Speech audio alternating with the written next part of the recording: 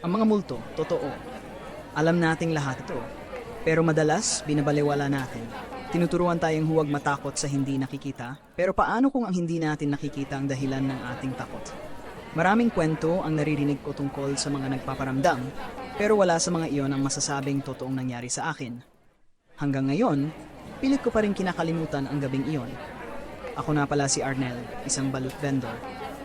Gabi-gabi akong naglalako ng balut sa aming bayan, mula alas 8 hanggang 10 oras ng gabi. Hindi sa pagmamayabang, pero sanay na ako sa dilim. Sanay na rin akong maglakad sa mga lugar na iniwasan ng karamihan. Pero sa tuwing mapapadaan ako sa lumang talyer sa dulo ng kalsada, iba ang pakiramdam ko. Parang may malamig na hangin na dumadapo sa batok ko. Minsan parang may mga matang nakatingin sa akin mula sa loob ng madilim na gusali. Hindi ko pinapansin noon. Akala ko, gawa lang ng imahinasyon. Balut, baluut, sigaw ko habang tinutulak ang kariton. Sa lugar na iyon, malakas ang kita dahil maraming tambay. Madalas silang magkwentuhan sa mga tindahan sa paligid, pero kakaiba talaga ang talyer na iyon. Walang tao sa loob pero palaging may nakatambay sa labas, isang lalaki na naka-overall na mukhang mekaniko. Nung una ko siyang makita, akala ko normal lang siyang mamimili. Pare, balut isa, sabi niya habang nakatayo malapit sa pintuan ng talyer.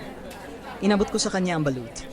Binilhan niya ako, pero napansin kong hindi niya talaga kinakain ng balut. Hawak-hawak niya ito, tapos parang hinihigpitang mabuti bago ihulog sa lupa. Paulit-ulit niya itong ginagawa, gabi-gabi. Nakakunot lang ang noo ko habang pinagmamasdan siya. Minsan, tinanong ko siya, "Boss, sayang naman yung balut, di mo naman kinakain." Ngumiti lang siya pero hindi sumagot. Matamlay ang tingin niya, parang pagod na pagod bago siya pumasok sa loob ng talyer. Sa totoo lang, nakapagtataka na ang luma ng talyer na iyon, pero tila lagi siyang naroon. Hindi ko pinansin. Ang importante sa akin, bumibili siya. Suki ko siya gabi-gabi, at kung tutuusin, malaking bagay na rin sa kita ko. Hanggang isang gabi, habang hinihintay ko ang iba pang parokyano, napadaan si Mang Carlo, ang isa sa mga matatandang residente sa lugar. Lumapit siya sa akin, nag-usisa, at napansin ang mekaniko. "Arnel, bakit ka dito nagtitinda? Alam mo ba kung sino yan palaging bumibili sa iyo?" Tanong niya nang may bahid ng kaba sa boses. "Ano pong problema?" "Parokyano ko po yan gabi-gabi," sagot ko nang walang kaalam-alam. Napabuntong hininga si Mang Carlo, sa kabumulong, ilang taon nang walang tao sa talyer na yan.